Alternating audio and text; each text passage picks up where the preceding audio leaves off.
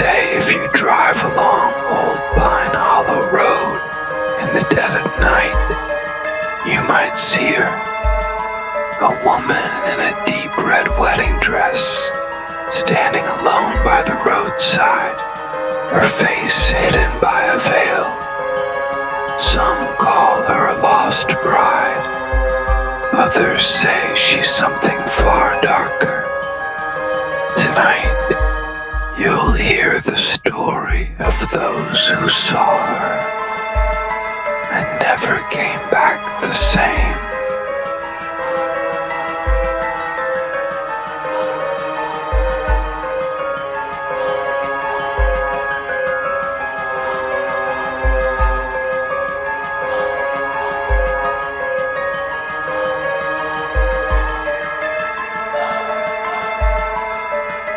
Pine Hollow Road is a lonely stretch of two-lane blacktop that winds between two small, quiet towns in rural Pennsylvania. By day, it's just another country road lined with trees and farmland. But at night, the air feels heavier, and the silence seems to press in from all sides. For generations, locals have whispered the same warning. Never stop if you see a woman out there at night.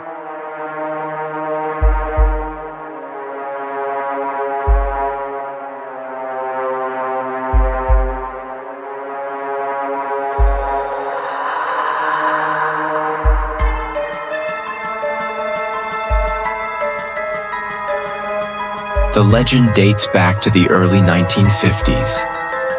On a rainy autumn evening, Evelyn Carter, a young bride just hours into her new marriage, was riding with her husband to their wedding reception. Dressed in a beautiful red gown and clutching a bouquet of roses, she never made it.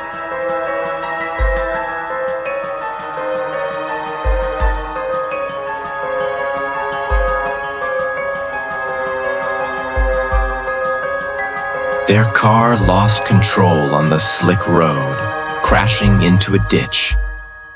Evelyn was killed instantly. Since that night, stories have spread of a barefoot woman in a torn red dress, her roses now wilted and brown, wandering along the roadside. Some say her eyes are empty. Others swear she's weeping softly. And if you slow down, she just might reach for your door.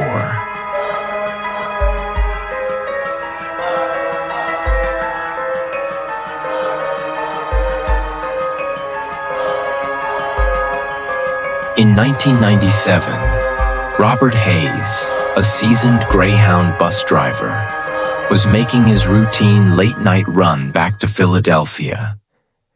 It was past midnight, the kind of hour when the road feels endless and the world seems asleep. The moon hung low, casting pale silver streaks on the damp asphalt of Pine Hollow Road. As Robert rounded a bend, his headlights caught sight of a lone figure standing at the shoulder.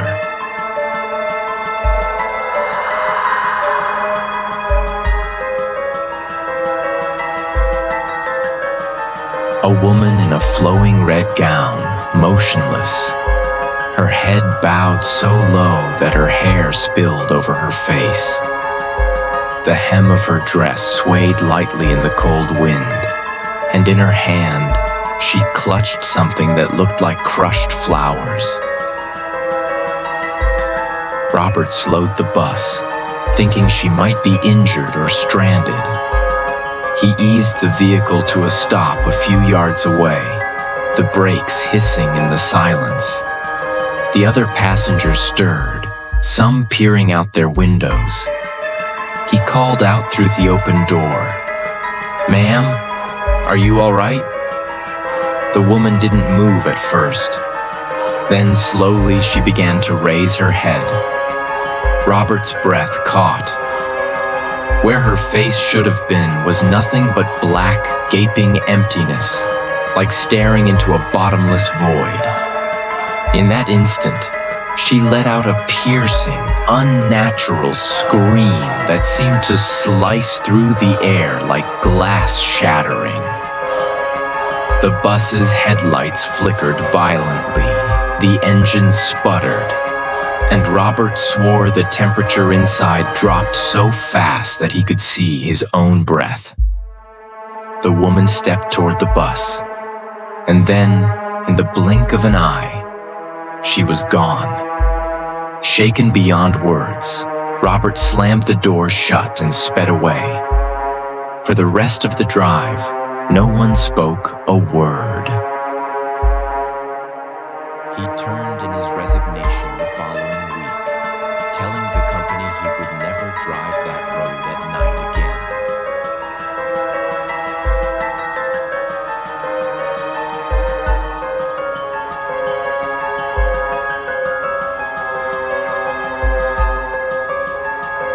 In 2004, Mark and Emily Thompson were driving home from a late-night movie in the nearby town. It was close to 1 a.m., and Pine Hollow Road was nearly deserted. The night was still, with only the faint hum of their car engine and the occasional chirp of crickets breaking the silence. Emily, leaning against the passenger seat, stared out into the dark. That's when she saw it. A figure standing perfectly still in the middle of the road about 50 yards ahead. Her voice was sharp and urgent. "Mark, stop the car." Mark eased his foot on the brake, the tires crunching over loose gravel as the headlights illuminated the figure. It was a woman, dressed in a long, deep red gown. Her hair spilled down over her face, hiding her features. She didn't move, didn't flinch, didn't even acknowledge their approach. Thinking she might be hurt or lost, Mark rolled the car to a slow stop just a few feet away. He switched on the hazard lights and began to open his door. That's when the woman turned. The movement was unnervingly slow, her head tilting first, then her shoulders, and finally, her entire body. In the dim yellow light, Mark and Emily saw it. Her feet were twisted completely backward, pointing in the opposite direction of her body.